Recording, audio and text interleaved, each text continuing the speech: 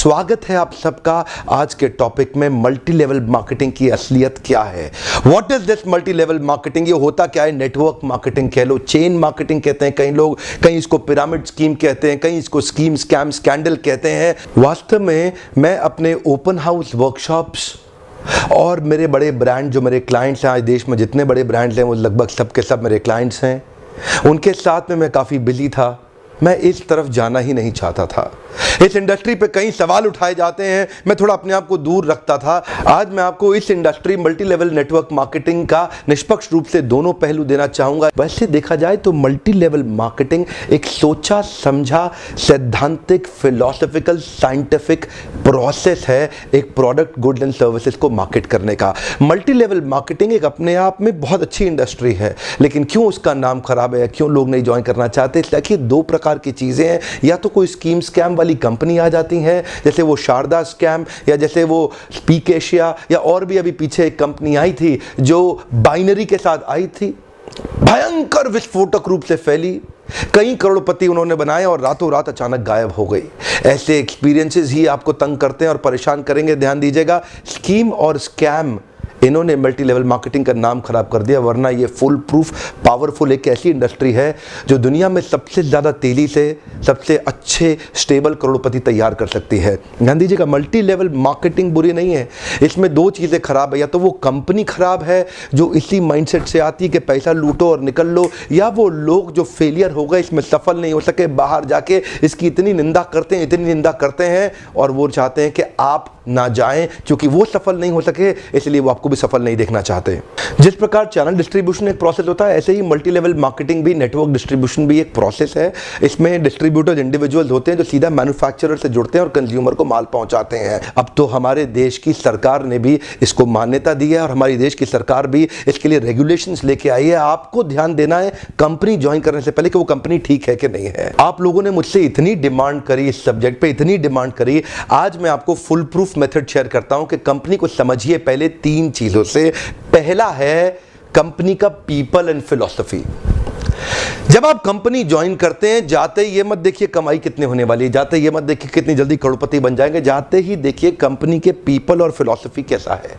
Philosophy मतलब उस company का सिद्धांत क्या है, क्या उस कंपनी के पास एक बाइंडिंग फोर्स है जिसके कारण लोग जुड़ चुके हैं, क्या उस कंपनी के पीपल में कल्चर बहुत अच्छा है, क्या वो कंपनी के पीपल में उनका लीडरशिप बड़ा शानदार है, क्या कंपनी के पीपल के अंदर ट्रेनिंग की मेथोडोलॉजी और ट्रेनिंग के प्रोसेस पे बहुत जोर दिया जा रहा है। जिस नेटवर्क मार्केटिंग कंपनी के अंदर लर्निंग एंड डेवलपमेंट और ट्रेनिंग पे फोकस नहीं किया जाता, सावधान, वो कंपनी ज्यादा चलेगी ही नहीं। जिस कंपनी में केवल बार बार प्रॉफिट की बात की जा रही है, प्रॉफिट की बात की जा रही है और कल्चर केवल प्रॉफिट प्रॉफिट प्रॉफिट की बात कर रहा है, फिलॉसफी या कोई पर्पस नहीं है जिस कंपनी का, जिस कंपनी के अंदर जो मैन पावर, जो उनके पीपल हैं, वहां पे अगर जाते ही आपको मिल करके लोगों से अच्छा नहीं महसूस हो रहा, आपको देखिए लालची लोग तो नहीं दिखाई पड़ रहे आपको, मैं ये पूछना चाहता हूं।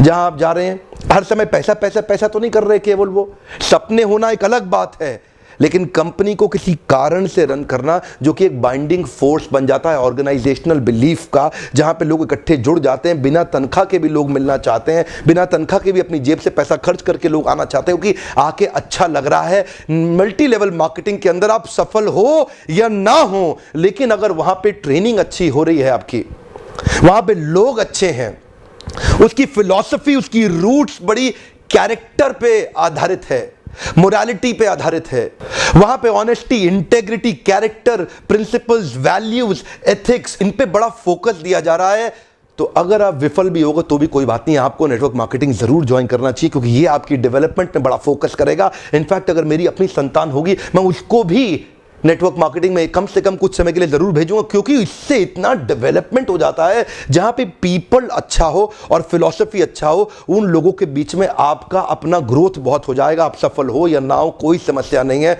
नेटवर्क मार्केटिंग एक ऐसी इंडस्ट्री है जहां लोग बिना तनख्वाह के इतना भयंकर मोटिवेशन रखते हैं और कॉर्पोरेट वर्ल्ड के अंदर इतनी तनख्वाह, इतना इंसेंटिव, इतना पे आउट और इतना ज्यादा HR पॉलिसी के साथ फैसिलिटीज, उसके बावजूद भी एम्प्लॉय में मोटिवेशन नहीं है। ये नेटवर्क मार्केटिंग में ही होता है जहां पे कल्चर के चलते लोग डेवलप कर जाते हैं। इसलिए 2 P बड़े इंपॉर्टेंट है, जिसमें पीपल और फिलॉसफी।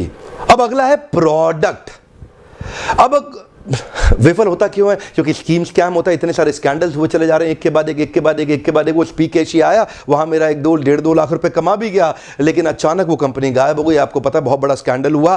ध्यान दीजिएगा, प्रोडक्ट जरूर अच्छा होना चाहिए, ऐसा होना चाहिए जिसको आपको इस्तेमाल करते मजा आ रहा हो, पब्लिक को इस्तेमाल करते मजा आ रहा हो, बहुत अजीबोगरीब से ज्यादा महंगा ना हो, उसकी वैल्यू हो, वो लोग लगातार इस्तेमाल करते हों, वो बार बार इस्तेमाल करते हों, वो प्रोडक्ट में आपका विश्वास हो, वो प्रोडक्ट कंज्यूमर बाइंग बिहेवियर को एड्रेस करता हो, वो प्रोडक्ट आने वाली मार्केट की अडॉप्शन कर्व को समझता हो। अडॉप्शन कर्व समझते हैं ना, आने वाले समय में मार्केट किधर अडॉप्ट कर रही है, मार्केट को किस तरह के प्रोडक्ट सर्विसेज की ज़्यादा ज़रूरत पड़ने वाली है। तो क्या आपकी कंपनी के प्रोडक्ट सर्विसेज लूटने के लिए बनाए गए हैं, बेवकूफ़ बनाने के लिए, खाली स्कीम के लिए बनाए गए? एक बहुत बड़ी नेटवर्क मार्केटिंग कंपनी थी पीछे जिसने कई करोड़पति बनाए, लेकिन वो केवल स्कीम बेचने में लगे हुए थे।